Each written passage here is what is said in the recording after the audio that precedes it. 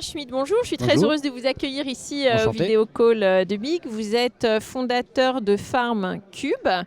Déjà, expliquez-nous ce que fait FarmCube. Avec plaisir. Donc FarmCube, c'est en fait on a créé un produit qui s'appelle le Cube. Le Cube, c'est une ferme verticale, c'est-à-dire que les plantes poussent les Une unes. ferme verticale. Exact. Donc ça veut dire que les plantes poussent les unes au-dessus des autres. Et on a créé une technique de culture qui s'appelle l'ultra-bioponie. Donc les plantes poussent en hors sol, c'est-à-dire que les racines sont complètement en l'air et nous on pulvérise un nuage d'eau et de nutriments générés par ultrasons pour venir nourrir les plantes. Ça permet en fait de donner exactement à la plante ce dont elle a besoin en termes d'eau et de nutriments et ça nous permet d'économiser 99% d'eau.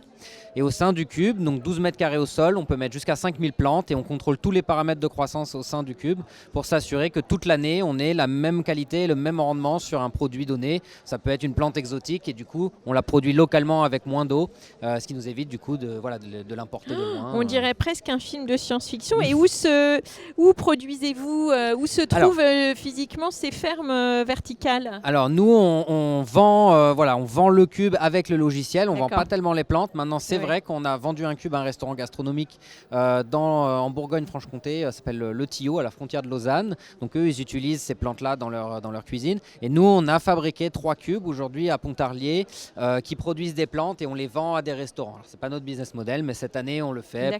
D'accord. Vous n'êtes pas agriculteur, vous vendez ce dispositif. Alors les cibles que vous avez, quelles sont-elles?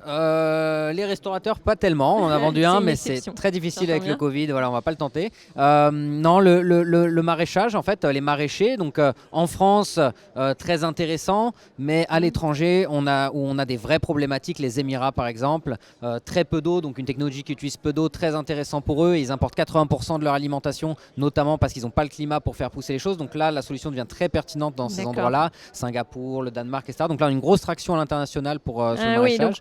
On a aussi les labos pharmaceutiques parce que en fait, on fait de la production végétale, pas seulement des plantes de consommation. Donc ça peut aller sur de la pharma. Et cette année, on a gagné un concours, le concours Innov, sur un projet où en fait, on produit des arbres pour les pépiniéristes.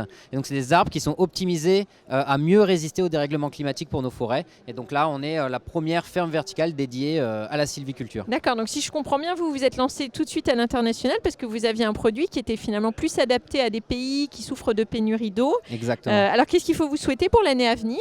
Alors là, on lance une levée de fonds à partir de début de l'année prochaine, 5 millions minimum, justement sur ce projet des arbres.